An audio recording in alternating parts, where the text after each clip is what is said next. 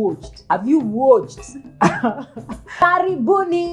Karibuni sana. It's me, Vivian Bwana, and this is Shonamoyo, where we talk, share, and empower. Again, I'm going to ask, have you watched our previous episodes? Because if you haven't, you need to. On Facebook, on Instagram, on YouTube, on TikTok, please make sure you follow, because last week's episode is what actually gave thought to today's episode. So today we are talking about trauma. Trauma. And we hear this word of late, very common. And it's not something that Sisi in our days we were born talking about trauma a lot. And it almost feels like it's a westernized concept. But in actual sense, it is not, because it's something that is truly being experienced in real life. So when we talk about trauma, what exactly do we say trauma is? Because most of the time we always feel like we need to throw words around and say, you know what? Trauma. Trauma. But do we really understand what we are saying?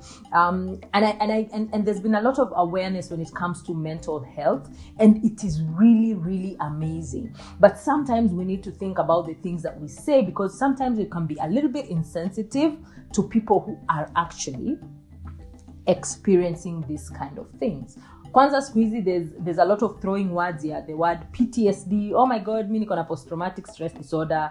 Oh my God, mi niko na depression. Oh my God, niko na nini. But kwanza kuna ingine very common, OCD. Me and my OCD, I can't. But sometimes it can come off a little bit insensitive to those who are actually experiencing these things. So it's important for us to take time and actually know what these things are. Today we are talking about trauma. What is trauma? Trauma can be defined as effects that someone has because of an experience that they went through. The experience could have been really distressing, really intense. It becomes an experience that they are not able to process, walk through it. They're not able to cope with it. It causes us not to be who we are meant to be. You know, there are different types of trauma that we experience. For example, there's acute trauma. Acute trauma it results from maybe a single event or one dangerous event that happened. For example, in Kenya, we've experienced a lot of terrorism attacks. So, for example, that single event, someone can experience that single event and it can cause an acute trauma for them, okay? And then we also have chronic trauma, and this comes from repeated and prolonged exposure to this kind of events that cause trauma. For example, it could be child abuse, domestic abuse, bullying, such things. They are chronic because you've been exposed to this kind of stressful event for a long, long time. And then we have complex one. This results from exposure to multiple traumatic events. So there could be many things that have piled up. But then again, when you think about it, there are many, many things that can cause trauma. We have child abuse. Child abuse can actually cause a lot of trauma in children. And the thing about child abuse is you don't even get to experience that trauma a lot until when you become an adult. That's when you start seeing the effects of some of the things you experienced as a child in child abuse, especially if you didn't have a support system, and especially if you didn't have a people who are able to walk you through that process. Kuna trauma that comes from, physical abuse, domestic violence, for example. You've been in a marriage, or you've been in a relationship, or you've been even just abuse, like even at home, like physical abuse, mangumi, mateke, manini, and those things can cause a traumatic event for you. We also have, sexual abuse. We've been having a lot of rape cases here and there. Such things can cause a lot of trauma on people. We have substance abuse, war, car accidents. So many things can cause trauma. But how then do you realize that you actually have trauma? Some of the symptoms that we actually experience, for example, there's fear, helplessness, change in concentration. You're not able to concentrate well. You avoid things, like you start avoiding things. You are not there, like you don't want to deal with things. You're always running away. Mood swings, for example, could be a sign of it. Emotional numbness, anger, difficult functioning. Have I talked about that? Difficult functioning, where you're not able to function well in the way you normally would. And then even responses to simple things, like how you respond to, for example, a mugging. they've been mugged before, and then they're walking in the street and then someone taps them.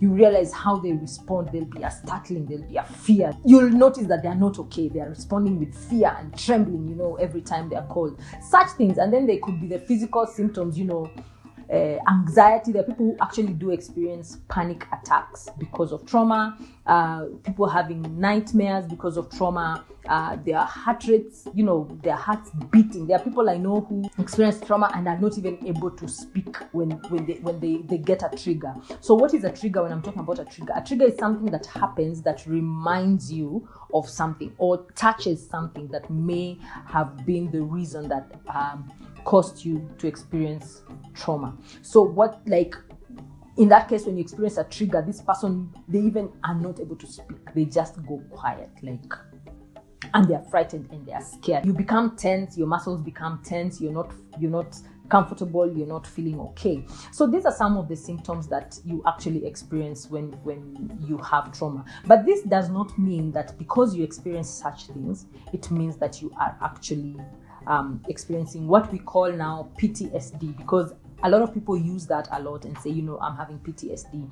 But post-traumatic stress disorder comes to that place where when you as a person are completely unable to deal with the effects of the event, of the traumatic event that you experienced, such that it becomes a disorder and you become completely dysfunctional. That's what now we call post-traumatic stress disorder. And this came from actually research from people who had been to war, and when they come back, they are not able to come back to themselves. They're not able to function well in society. And we experience a lot of them actually committing suicide because they are not able to live with the experiences that they had in their head.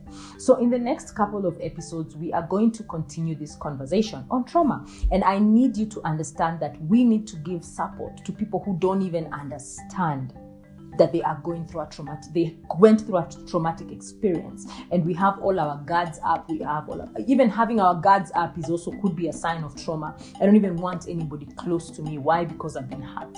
I've been disappointed before. So what? Just put a block. So let's give support to people, those who are around us. We need to continue having this conversation.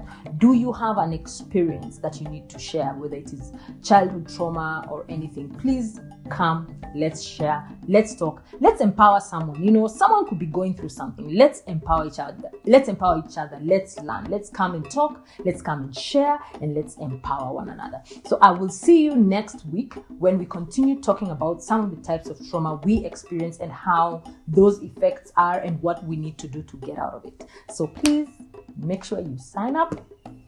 Make sure you check us. Make sure you follow us. Shonamoyo, Facebook, Instagram, TikTok, YouTube. See you next week. Bye.